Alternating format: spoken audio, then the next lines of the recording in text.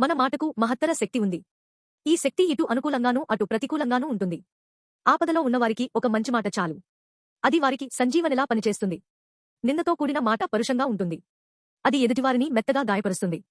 వెరసి మాట అగ్గిపుల్ల లాంటిది. దానితో దీపం వెలిగించుకోవచ్చు. దేన్నైనా తగులబెట్టవచ్చు. ఏ విధంగా చూసినా మన మాట చాలా శక్తిమంతమైనది. ఏది ఒకరికి మేలు చేస్తుందో అది మంచి మాట. ఏది ఒకరికి కీడు చేస్తుందో అది చెడ్డమాట. మంచి మాటలో సారాన్ని గ్రహించి మేలు పొందిన పురాణ పురుషులు ఎందరో ఉన్నారు. పెద్దలు చెప్పిన మంచి మాట విని ఉన్నత స్థాయికి ఎదిగిన మానవమూర్తులు ఉన్నారు. చెడ్డ మాటలు విని అష్టకష్టాలు పడ్డ దేవతలు ఉన్నారు, మానవులు ఉన్నారు. కనుక మాటను వదలడంతో పాటు మాటను స్వీకరించడంలోనూ జాగ్రత్త వహించాలి. వాడిన మాట విసిరిన రాయి తిరిగి రావు అంటారు పెద్దలు. ఎవరితో మాట్లాడుతున్నాం, ఎందుకు మాట్లాడుతున్నాం అనే స్పృహ ఖచ్చితంగా ఉండాలి. మనకంటే చిన్నవాళ్లతోనో సేవకులతోనో మాట్లాడే సందర్భాల్లో మనకు తెలియకుండానే ఒక విధమైన అహం మనలో కొట్టొచ్చినట్టు కనిపిస్తుంది. దాన్ని నియంత్రించుకుంటే మన మాటలు ఎదుటివారి మెడలో ముత్యాల మాలలవుతాయి. మాటలు ఎంత జాగ్రత్తగా ఉపయోగించాలో చాలా వేల ఏళ్ల క్రితం గౌతమ బుద్ధుడు చెప్పాడు. వ్యర్థమైన మాటల కంటే మౌనం చాలా గొప్పదన్నాడు బుద్ధుడు.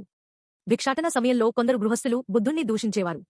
అటువంటి సందర్భాల్లో చిరునవ్వే సమాధానంగా ఇచ్చేవాడు బుద్ధుడు. ఎందుకంటే అటువంటి వారితో వాదులాడటం వల్ల సమయం వృధా అని అతనికి తెలుసు.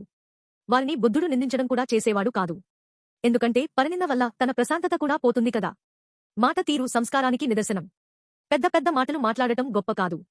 ఎదుటివారిని నొప్పించని మాట చిన్నదైనా గొప్పదే. అర్థవంతమైన మాటకు ఎప్పుడూ విలువ ఉంటుంది. సముచితమైన మాట సందర్భాన్ని సార్థకం చేస్తుంది.